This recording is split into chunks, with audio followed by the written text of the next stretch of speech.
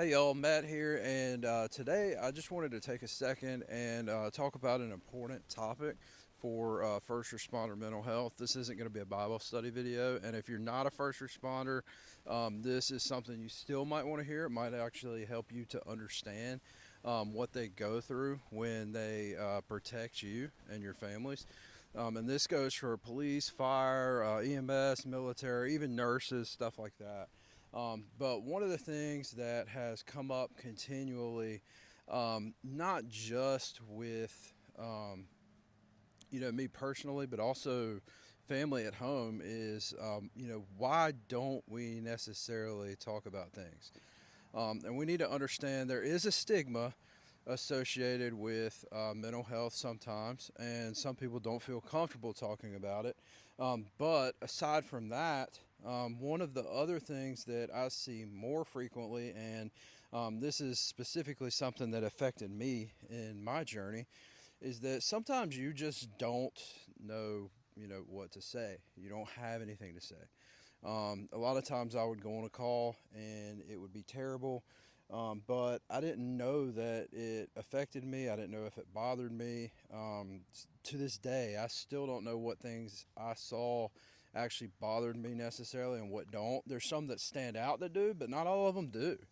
And it wasn't normal, and this is something that the general public often and sometimes families may not understand, is it was normal for me to literally like go on a call, see something horrific that is only in movies or nightmares for most people, and then an hour later I'd be pulling in my driveway, unloading my dog, putting him in the kennel, or leaving the fire station and going home to my family. And you're shifting from seeing that immediately to going right back to your family.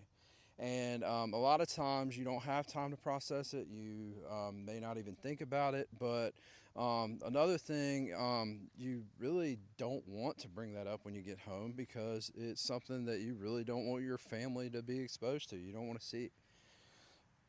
Like for me and my kids, especially, like if my kids told me that they wanted to be a first responder, I wouldn't have as much of a problem with the danger side, ironically, as I think I would.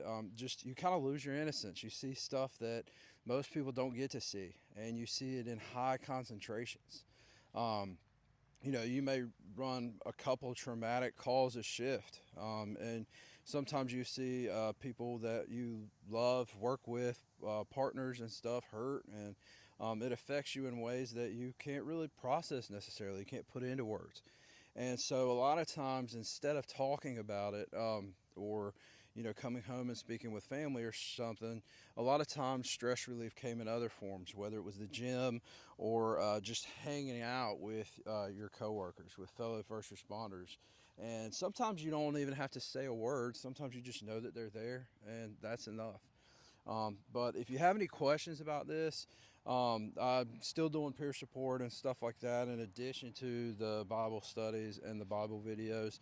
If you like this video and you want more peer support type stuff, to share more of like first responders journeys and stuff like that, then let me know in the comments. Shoot me a text, email.